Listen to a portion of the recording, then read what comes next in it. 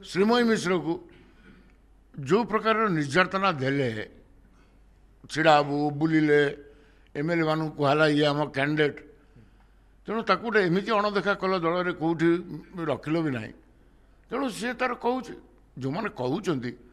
अंतत कम बुझंतु आम ग्रीवियंसटा केते जेन्युइन ना सेमती किसी ना मत सुजोग दि जामती किसी है किंतु किछिरा जिंगरे मु मो मत रखा चाहे से दल जहाँ निष्पत्ति नियम शुणे सेमती सेमती मु किसी अणदेखा ना ना यहाँ भूल कथा कह असुविधार कहीं ना रणेन्द्र प्रताप से असुविधार थे केबे थे सी भी विधायक होती प्रफुल्ल मल्लिक कौन गोटे संग्रामी स्वतंत्र संग्रामी दायद हारिचंद तो नवीन पट्टनायक भी तेणु हारीगले कौन है भास्कर राव पर नेता जे कि माने अनडिवाइडेड कोरापुटर नेता बीजेडी संगठन माने भास्कर राव श्रीमयी मिश्र को जो प्रकार निर्यातना देले छिड़ाबू बुलिले एमएलए मान कहला ये आम कैंडिडेट तेणु ताकू गोटे एमती अणदेखा कल दल में कौटी रखिल भी ना तेणु सी तार कौच जो मैंने कहते अंतत कम बुझंतु आम ग्रीवियंसटा केते जेन्युइन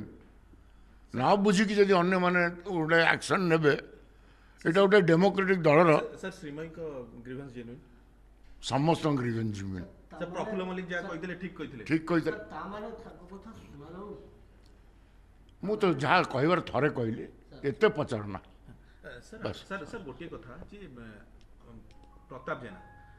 सीए कहले जे प्रफुल्ल मल्लिक जने सुविधावादी नेता आपण केमती कहउछन्ती जे मु कहूँ प्रताप जेना इतिहास जानना कि जने